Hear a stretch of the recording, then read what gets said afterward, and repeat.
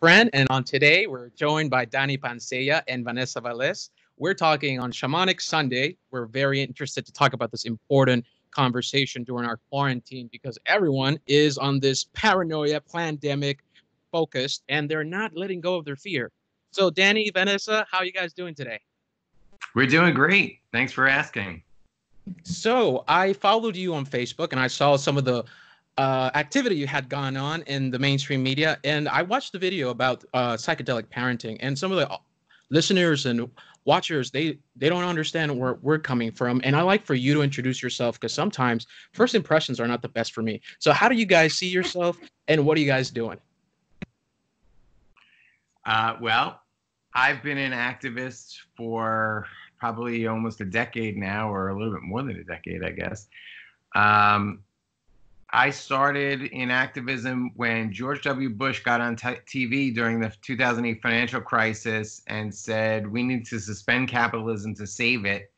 That kind of made me scratch my head. And I started to do research, and I came across Ron Paul and the Fed movement in my economic research.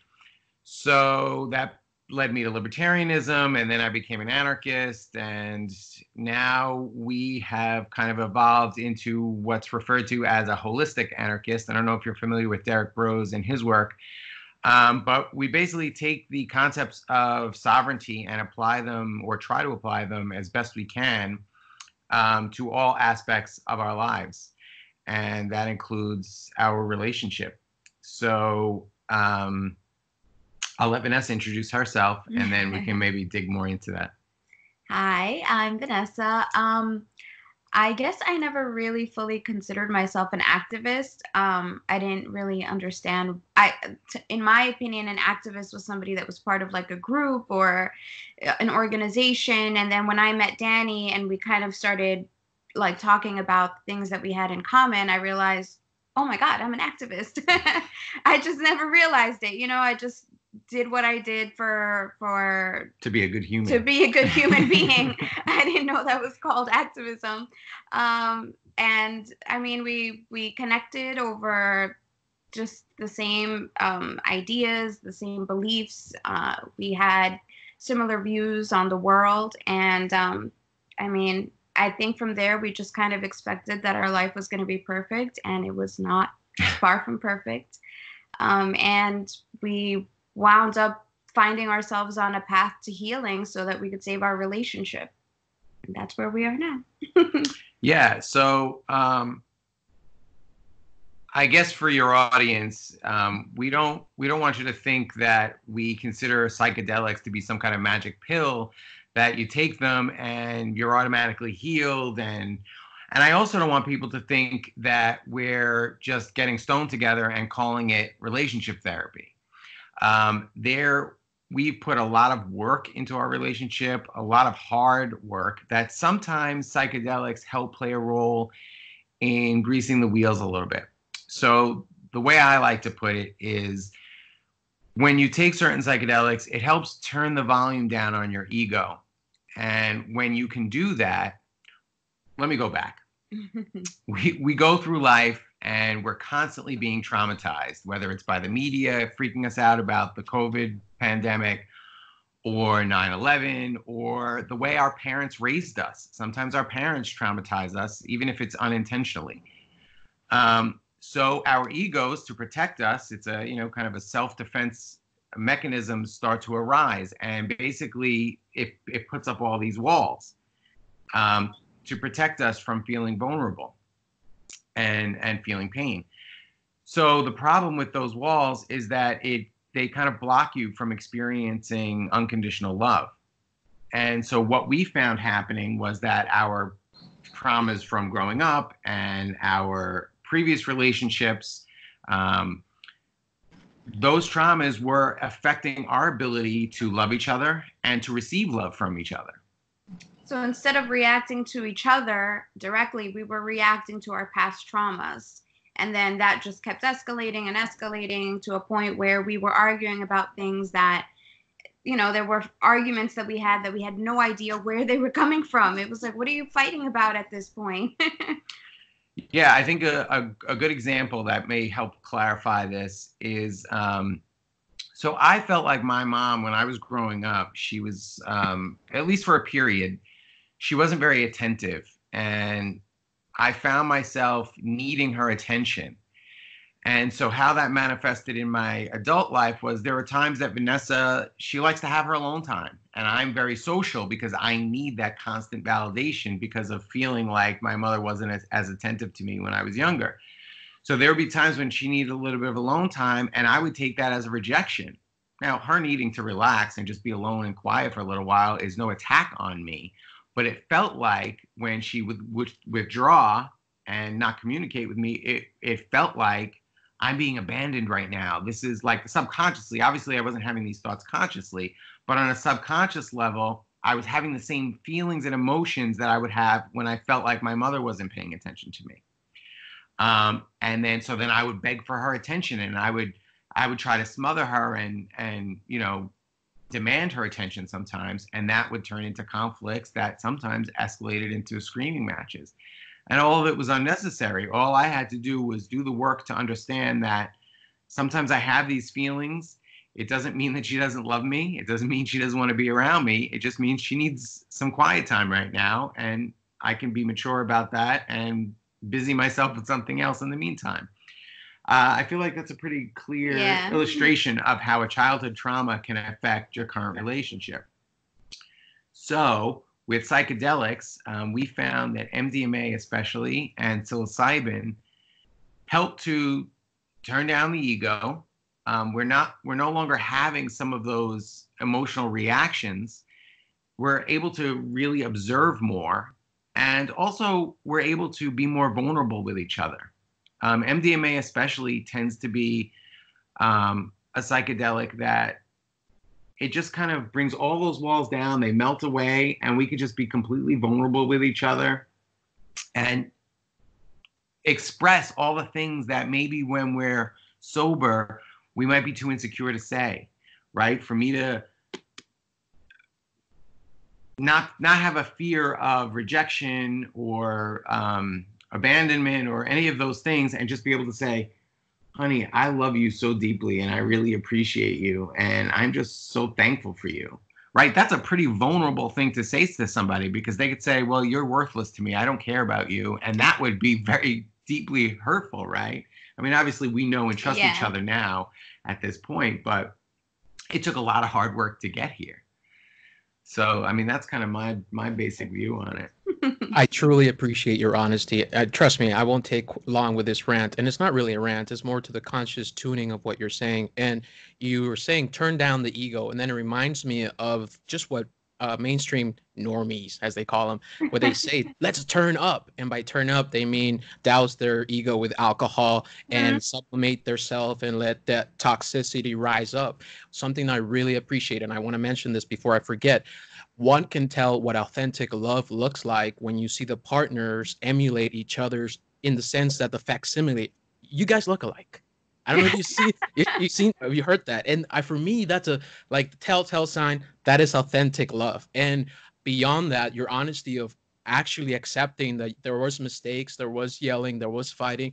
That is a beautiful positivity that can launch you into a long-term relationship, and that is something that is so needed. And okay, so let's get started with the tools, because we started talking on the sandbox. Is why are we doing it? We're doing it because we have trauma, and there's a cumulative effect that has affected us in the present tense.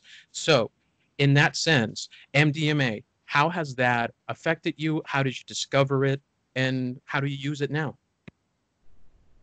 I think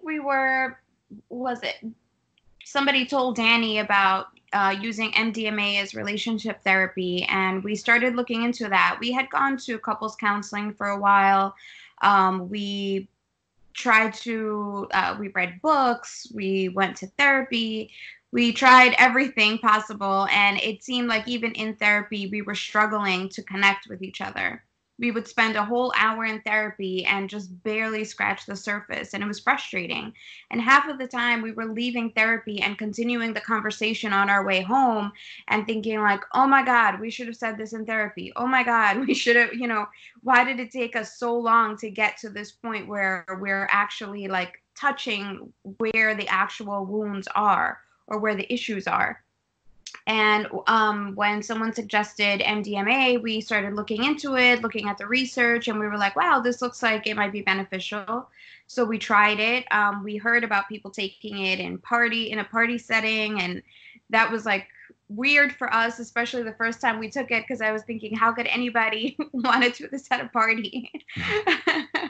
But it was amazing. Like all the walls just came down, the love just poured out of each other onto each other, and we could say the things we wanted to say that we were afraid to say. And some of it, like Danny says, even telling your partner how much you love them and appreciate them and how grateful you are for the relationship, that is a scary thing to do. As a society, we're not taught to practice gratitude, to tell people how important they are to us. We think about it once the person's gone, and then you're like, oh my God, I should have told them this. Oh my God, I wish I had expressed my love for this person more often. And we don't have a habit of being fully open and expressive. We've kind of learned to be tough, not to be vulnerable in front of others, because that shows weakness. And for us, it was actually empowering. I think once we started expressing how much we really loved each other and appreciated each other, it empowered our relationship. It encouraged us to do more of the work because we realized how much we cared for each other. When we're in the middle of fighting, you start to think, maybe he doesn't love me as much as I think he does, or maybe this relationship can't work. Maybe we don't love you, I don't know, this is too painful, this is too difficult. And so you start to doubt the love that's there. And then through the plant medicine therapy, through psychedelic therapy, we realize there is extreme love here. I mean, we're here for a reason.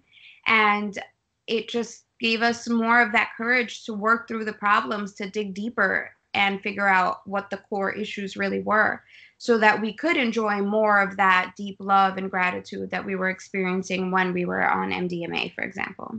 Yeah, absolutely. And I just want to mention for skeptics, there is a lot of research that you can check out about this. We recently were on the Today Show on NBC discussing this topic, and they had a researcher from Johns Hopkins University Hospital in New York City, and they're about to start a clinical trial for PTSD for veterans who have PTSD using MDMA to help treat their PTSD. So there's real science, there's real research. This isn't just like two stoners justifying, getting high. I know that's like Michael Bloomberg's famous thing, right? He says that plant medicine is a hoax for people who just want to get high. And not only has there been, is there modern research about this, these are medicines that have been used for thousands of years in shamanistic cultures. So, I mean, there's thousands of years of documented history of these plants being used in this way. I know it sounds like you're just pounding on the same point, but it's because the skeptics always attack that point in the sense of an ad hominem, you're just trying to have a good time and you're irresponsible and you're putting people at risk. But it's a cultural shift. Again, to put back in the cultural context, things are transcending to a point where the material conditions of his reductionist, regressive, isolationist way of life of the hyper individualist lords of the market. And yes, I am an anarchist, and I do have involved myself in activism, and as a shaman I have been involved in the Laredo Freethinkers, have done some work with Derek Bros and all that. But what I found, this cumulative effect of trauma is entrenched in our culture, which keeps us in this perpetual stagnation. So that is why I enjoy you in this program, because you guys are two beacons of light, and you can sense it, you can look at it, and you don't have to deny it, you don't have to use language.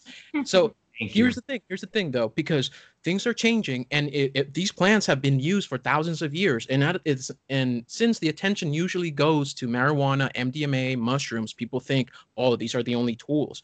But if you notice, this little drink stuff here, the remaining stuff here is kratom, and so it's not only one particular aspect. There's so many tools that can be used, and you can do the research. And hey, we're not experts. We're just having a beautiful conversation. When your intuition needs to reach into this point and listen and tune in and decide for yourself.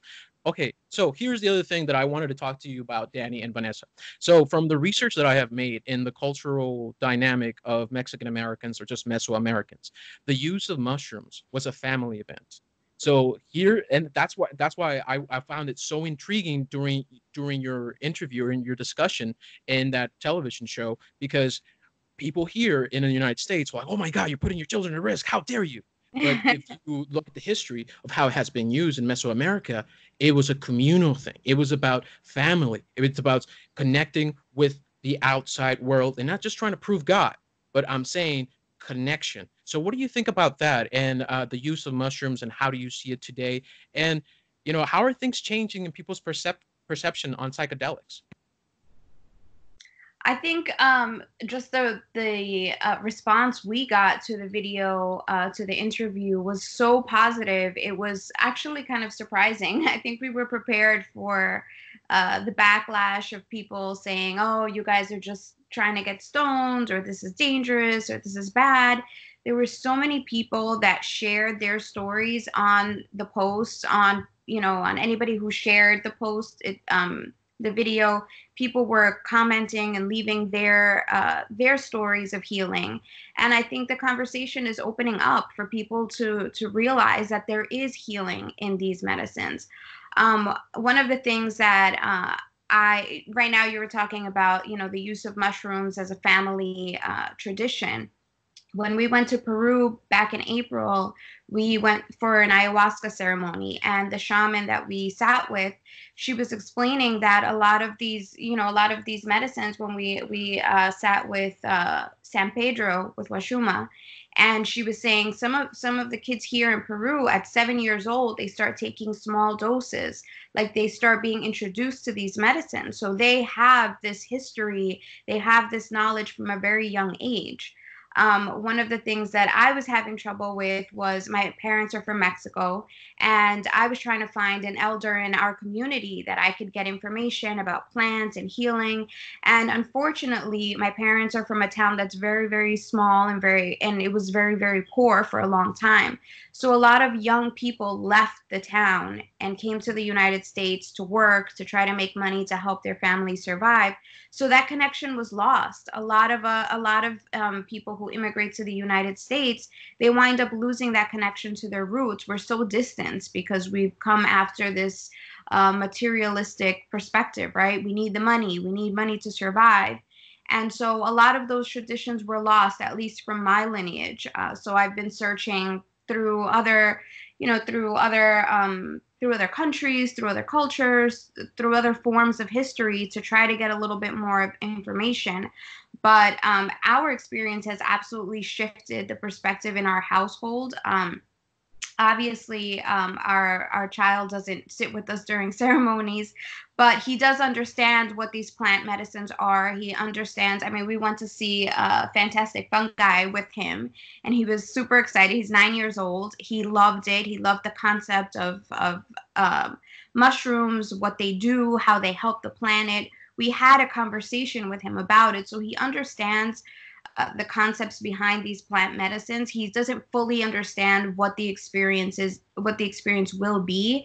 And obviously, we're co-parenting with his mother, so we have to be very careful in how much information we provide, because not everybody is as open to these plant medicines, right? But we are planting seeds for him to know, for him not to have judgments of people that are using plant medicines. And just in the way that we relate as a family, our relationship has shifted over the past couple of years. Absolutely. Just from all of the healing that we've done. Yeah. Yeah, just as a sort of disclaimer, my 9-year-old son Xander does not use any plant medicine. Well, he doesn't use any psychedelic plant medicines. We do give him elderberry syrup to keep the flu away, and some other, natural plants. But yeah, we have, maybe unintentionally or just kind of intuitively, used psilocybin mushrooms as kind of a family bonding experience between the two of us. And, I'm grateful that we were led to use it that way. And honestly, we had such powerful experiences where, while during our ceremonies, I mean, it's really kind of mind blowing to even think about it now as kind of like an objective, like as I tell the story. But we almost, in a sense, we almost have like a marriage ceremony during our ayahuasca, our psilocybin ceremony, where that wasn't necessarily the intention going in. It was just, that's just how it happened. We both experienced moments of where our traumas came to the surface, and the other one would heal. So she healed me when my traumas came out, and when her traumas came out, I healed her. And it was such a beautiful and bonding experience that I can only imagine that if my dad or her parents, or if we all did it together as a tribe, the cohesion that could create in the family unit. I mean, just the way it helped us, yeah. I can only imagine that it could only be beneficial to do it in a more of a communal type setting. And I envision that there will be an opportunity for telepathy, meaning in the sense that the boundaries are dissolved and you become more connected, and intuitively you're communicated subconsciously with your friends, your family, and your loved ones. And that's what this allows for, this intuitive communication. And plant intelligence, plant medicine, in the documentary that you mentioned, that's what they hit on, in that this is a non-human intelligence that is trying to communicate with us in a certain esoteric way, and we just need to tune into it. And again, previous show, I have this conversation briefly, not to hijack this conversation. I am saying that a lot of people on this libertarian anarchist movement, their main argument against this is that it's a panacea. It's a fool's gold, in the sense that, oh, I'm gonna smoke DMT, I'm all changed. I go ayahuasca in Peru, I'm all changed. And it isn't like that. I understand it, because you're telling me of an active process of unwinding your trauma. And so the shadow work, what does that mean to you guys? I mean, for us, before we even considered going to Peru, it took us about 2 years of work to actually build up to feel like we were ready for Peru. We understood, I think we went about it from a very respectful place. We knew that we weren't just going to go to Peru, take some ayahuasca, and boom, we are perfect. We're fine now, and all of our problems are gone. Not at all. We knew from the very beginning that we had to do the work to clear those traumas, to work through those traumas and face them. I was terrified of going to Peru and doing ayahuasca. I saw the documentaries and videos, and I was like, this is terrifying. It's scary. I don't want to do this. And it wasn't until I started doing a lot more research and going into my own shadow work, which is really just looking at my own defense mechanisms, looking at the things that I was doing to try to protect myself under this false impression that I was avoiding pain, but in reality, I was living a very painful life because of the defense mechanisms. So just kind of tearing down the illusions. For me, that's what the shadow work was, looking down at my life and looking at the agreements that I had made that I wasn't consciously making, that I wasn't really convinced were serving my highest purpose, and looking at the lies I was telling myself. It's painful. It's very painful to strip away the masks that you wear, to realize that you're wearing so many masks, because I thought I was a pretty authentic person. But looking at my own defense mechanisms, looking at how my defense mechanisms affected our relationship, how they affected the relationship I had with, at that time, I would say Danny's son. That's Danny's son. He's not my kid. I'm never going to be his mom. I have to maintain a distance. And those were defense mechanisms. Nobody imposed that on me. I imposed that on myself. And to kind of start looking at my behaviors that were causing my problems was painful. It's pain. It's a death, right? It's the death of your former self, of the masks that you're wearing, the costumes that, the charade that you're playing. And it was really difficult to see all of that, to realize that I was causing my own pain in so many ways. So, I mean, that was crucial for me. And I think that when I finally sat with Mother Ayahuasca, my experience was such a peaceful experience that I was kind of surprised. And I thought, did they actually give me ayahuasca, or did they just lie to me? Because it was such a peaceful experience. But I think I had gone through so much of the purging for the past 2 years that once I sat with Mother Ayahuasca, what I had to offer at that point, I gave up with so much gratitude and love. Like, we were preparing for the ceremonies and we were talking about, stirring up old memories and traumas. And my friend, she kept calling it the shit string. She's like, just put it on your shit string so that when the shaman sings, she pulls out your shit string for you.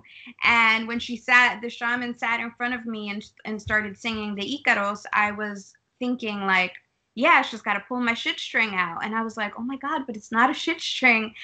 This is like, all of this stuff brought me to this point. This was all, part of my process. And I can't say that it's garbage or that it's shit. This is stuff that was part of my development, part of who I became. And then I just offered it up to Mother Ayahuasca, to Mother Earth. I offered it I gave it as an offering, and I blessed everything that I experienced, and I released it that way. And it was such an empowering experience to then realize I am the creator of my life. It's not that I'm a victim of all of these circumstances. I attracted certain things. I put myself in certain situations, and it was all my choice. And now I've learned from all of those things. I can let them go, I can move on, and I can choose something better now. And I think that a lot of us a lot of people, like you said, in the liberty movement, there's this kind of denial of the shadow work. There's this idea that we're all victims of the circumstances around us, and we're really not. We're victims of the government. We're victims of statism. And I think that for me, shadow work is I mean, really, you said it. I feel like we're on the same page with that. I think in the liberty movement, I see like kind of two different camps. One of them is the plant medicine is a hoax camp, and the other one is, like you said, plant medicine is a magic pill that solves every problem without me having to do the work. So there's a lot of spiritual bypassing. There's a lot of people who aren't looking at their subconscious. They aren't looking at their defense mechanisms and how those things are affecting their relationships and affecting how they deliver the message of liberty. And I think that's something that, I don't know, I'm very grateful that I was taught early on. I'm not sure where it came from. I'm not sure who taught me this or how I learned this, but for me, ever since I became a libertarian and then an anarchist, I always thought it was important to apply those principles to every aspect of my life. So I was already kind of, without it being a spiritual thing, for me, it was just philosophical before we kind of came to this place where we are more spiritually focused. But even back 10 years ago, it was like, oh, the non-aggression principle. Yes, this makes sense. This is moral. This is like kindergarten, right? Don't hurt people and don't take their stuff. So what am I doing in my life that's hurting people or taking their stuff, right? Am I advocating for any kind of statism, right? So even minarchy, that's how I was able to abandon the philosophy of minarchy. Minarchy requires taxation. You have to take people's property to fund the military and the police.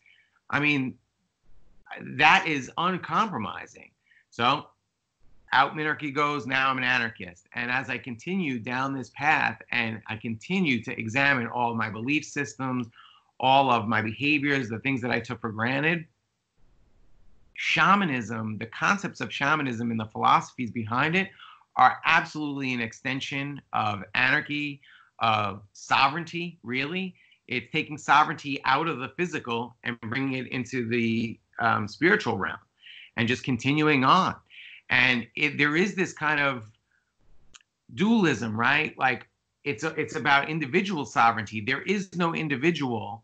There are no collective rights without the individual rights. But then when you shift into the spiritual, you realize that there's no individual without the collective either, because we're all part of the same source. And so, yes, we have individual rights, but sometimes those rights don't have to translate into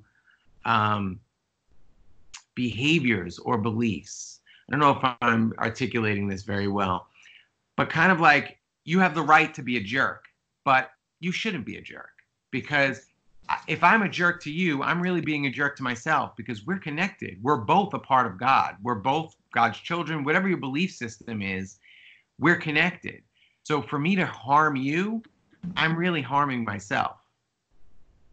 And this is where the notion of holistic anarchy comes, in the sense everything is interconnected. And I know this sounds like a vague abstraction. Oh, everything's interconnected. No, but in the seriousness of what you're saying, the cumulative effect of your experiences, the interrelationships of everyone around you, what you choose to project.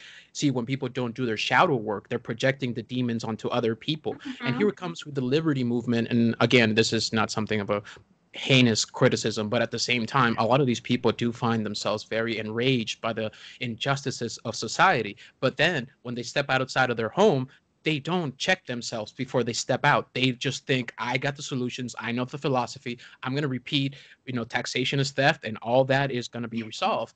And I think the main event, their heads with it. Yes.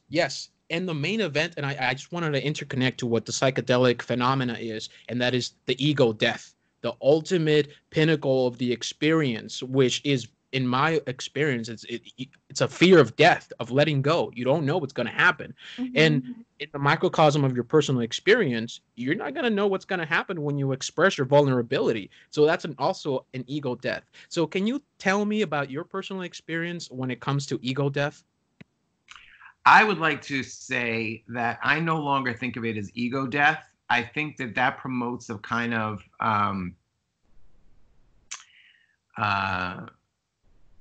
it kind of makes it seem like there's a conflict. It's my spirit against my ego, and we're fighting. And yes, the ego does want to take control out of its fear of death, ultimately. But I think if we're really walking in spirit, we're going to love our egos. I learned during my ayahuasca ceremony, so I had a very different experience than Vanessa. There was a lot of conflict in my ayahuasca experience. I resisted the urge to purge. I did not want to purge. I thought I was being so spiritual because I was doing all kinds of meditation techniques and breathing techniques to try and keep my body calm so I wouldn't vomit. And this went on for hours. And here I am thinking, oh yeah, I'm being very spiritual and I'm doing this the right way. And the Mother Ayahuasca said, no, let go. The healing is in the purge. It's letting go of all these toxins that you're holding on to. That's where the healing is. It's not so much Mother Ayahuasca or any medicine adding anything to you. It's that it takes away the things that harm you. It takes away the toxins, whether they're emotional, mental, or physical. So after a couple of hours, I finally let go. I purged, and I learned a very powerful lesson there. So I no longer consider it an ego death. During my ceremony, once I finally let go and broke, I started to have a conversation with my ego, with my inner child. And I started looking at myself as a child. When my son gets hurt, I don't yell at him, stop whining about being hurt and just fix it. No, I empathize with him. I'm sorry that you feel this way, but here, it's just a scrape. We could put a Band-Aid on it and it's going to be okay. Right? So that's how I learned to kind of deal. And I'm still learning how to integrate that daily, right? When my ego acts up, sometimes I do want to slap my ego over the head and say, get your act together. But I'm learning how to treat my ego like a child and just say, I love you, ego. It's okay. I know you're afraid. I know fear is causing you to act out in this way, but it's okay. Everything's going to be okay. We're safe. You know, God is on our side and we're going to be okay. So we can get through this. And I think it's so important to be able to do that with yourself, because once you can do that with yourself, you can do that with everybody. And now we can love others unconditionally. And that was one of the big conflicts we had early on in our relationship, because I was not able to do that. I did not love myself. I judged my ego. I judged the things I did wrong. And therefore, I held everyone else to the same standard I was holding myself to. So I judged her pain. When she would be upset about something, I would say, well, that's silly. There's no reason to be upset about that. That's illogical, right? Instead of just empathizing with her pain and then that bringing us closer and getting her through it, I was judging her and saying, just stop feeling that way and you'll be fine. Change your mind, right? That's not the way it works. You know, there's that saying, people don't care what you know until they know that you care. And I think that the liberty movement would really do well to take that lesson seriously, because they would be able to deliver the message of libertarianism. I mean, look at how the world looks at libertarianism. They think it's insensitive hogwash.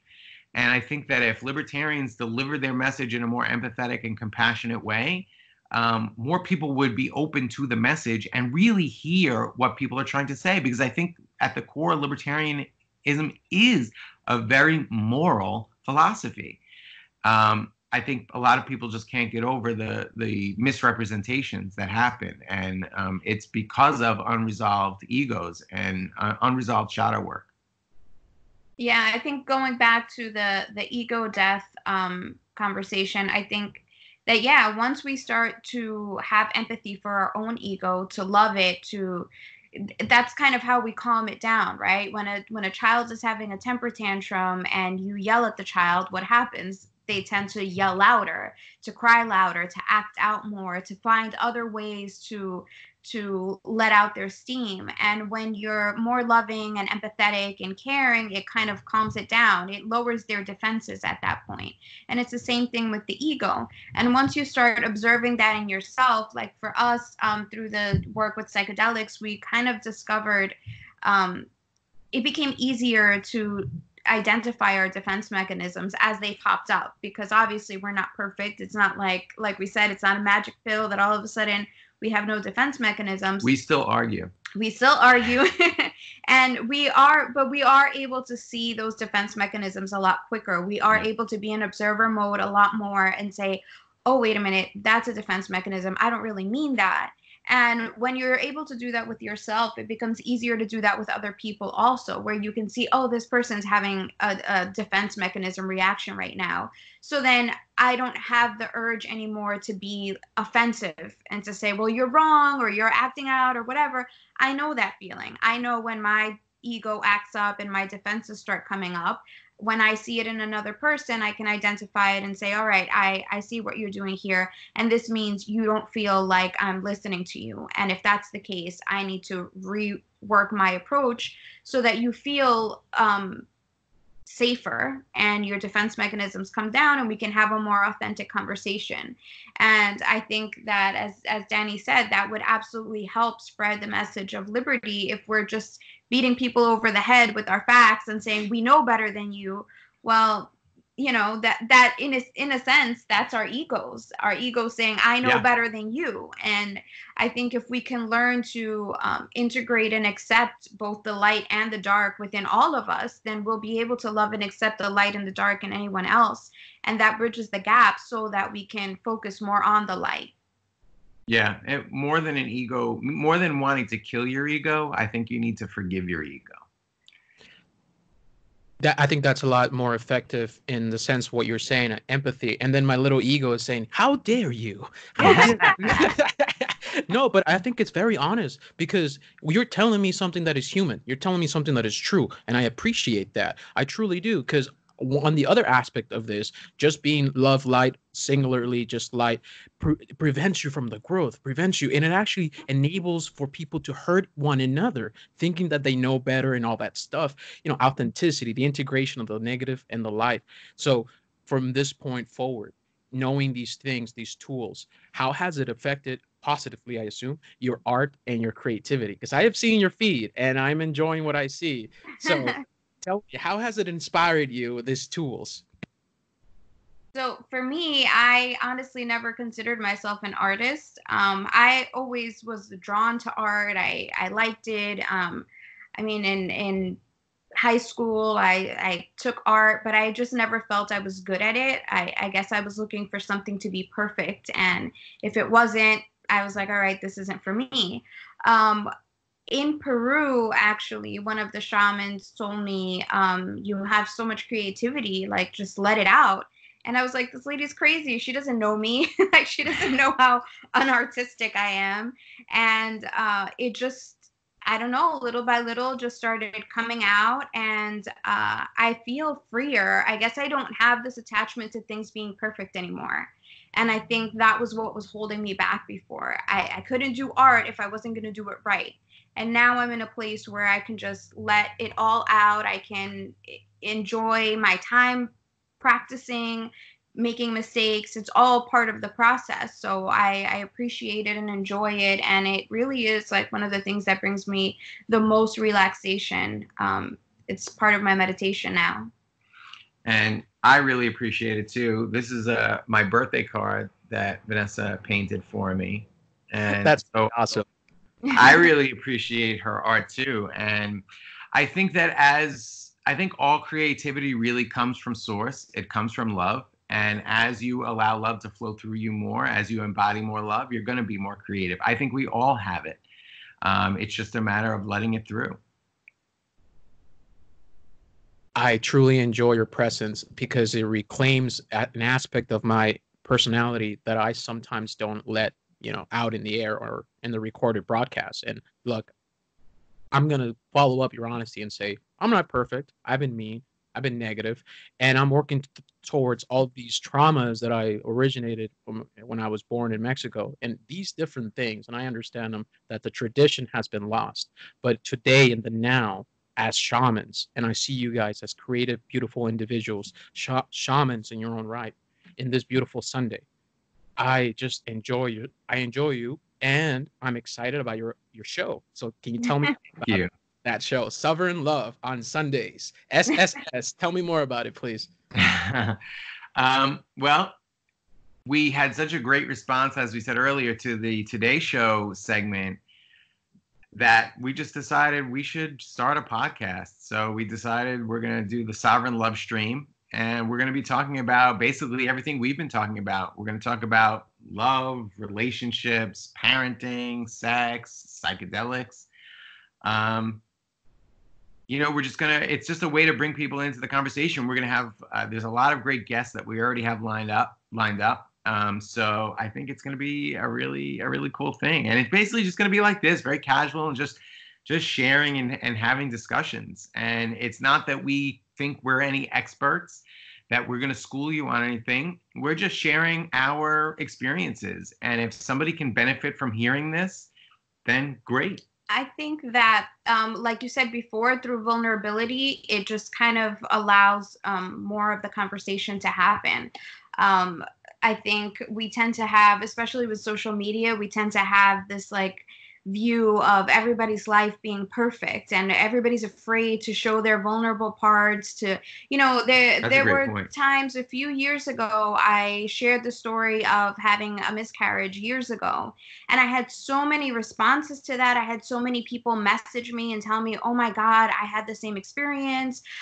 This is what happened to me. And just people started opening up. And here we are, the bulk of society is hurting in one way or another, but we're all so afraid to talk about it. We're afraid to be vulnerable, to share our experiences. Danny and I pour our love out to each other all over social media. And I think we try to always include like a disclaimer, like it wasn't always perfect. We went through a lot, but we're in this better place now. So I think right now for us, we're excited to be in a place to share that, to be vulnerable with others, to let other people know that it's not all easy. The relationships aren't just like happiness and love and light, like you said.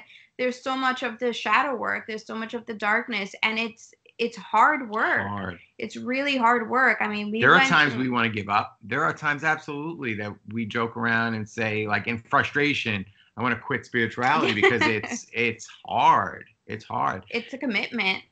It's definitely a commitment. And, you know, I went through that thing, that like social media imaging thing, the celebritarian thing, you know, years ago, where I was concerned about how I was portraying my image and how many likes I was getting and how many YouTube views and all of that. And all of that is really just feeding the ego. If you are just authentic and vulnerable and share from your heart, you share love and let that love flow through you, through whatever medium it is, whether it's art, podcasts. You could share love through math, sacred geometry, right? So no matter what it is, you're going to draw whatever audience needs to hear that message. And, you know, just trust it. That's quite a reflection because, again, I'm not going to hijack your story. I'm just saying, I remember waking up. See, I came into this country as an immigrant and I saw the cookouts and I got excited and I thought this is the American dream. George Bush on the television, 9/11, fifth grade. I'm there and I'm all serious with my planned trauma-based programming. I'm ready to be, you know, a servant for the state. And then you go along in your journey into liberty, and you start realizing that some of the things that you're blaming the authoritarians you're the one doing it to your friends and family. Mm-hmm. And so you're in this again, to the cycle of the spiral of being of essence. You know, we're here today to talk about something positive. I was just getting so emboldened by your words, honestly. So, and I'm not going to take it away here. So tell me, what can you tell us? What is the grand message that you bring from the other world, Danny and Vanessa? I mean, really, it's just love one another. Love yourself and love one another. I mean, that's really it. That's what life's about. It's that simple. It really is. I think we tend to overcomplicate ourselves and our lives with just so much of the filler stuff. I don't know if you're familiar with the 4 Agreements and by Don Miguel Ruiz, and it's all about how we make all of these agreements, and if you stop for a moment and pay attention to what you're doing, I mean, what's happening right now, I think, is a huge shift in the consciousness of the collective, in that we're all, the world is basically stopped, and guess what, we're still alive. We're spending time with our families, or if you're alone, you're spending time with your thoughts, with the true essence of who you are, and the world continues. You know, just because everything stopped, just because our daily lives and the rat race is calmed down, doesn't mean that the world has ended. And I think that we're starting to see that we've made all of these agreements that really don't serve us. I mean, I'm wondering how many of us are going to come out of this a lot healthier, a lot more conscious, a lot more at peace. And I think it just goes to show how much of an illusion we're living in, or we have been living in. So I think, yeah, it all boils down to love. The fact that there are people out there trying to protect others and trying to protect friends and family just shows that at the end of the day, what's really important is love. That's the only way anybody's going to get through any pandemic or illness or whatever is happening out there, whatever new boogeyman we have. The only way we're going to get through it is by loving ourselves and each other. And that's really the ultimate message, I think. Yeah. If you're anything like me, for people that are like me, you know, I'm really stubborn. And I had to get to a place of total, like, decimation of my life. It took the financial crisis, me losing a huge sum of money during the financial crisis, and literally at the same time, my mom passing of breast cancer. Those two things happening like in the same month devastated my life.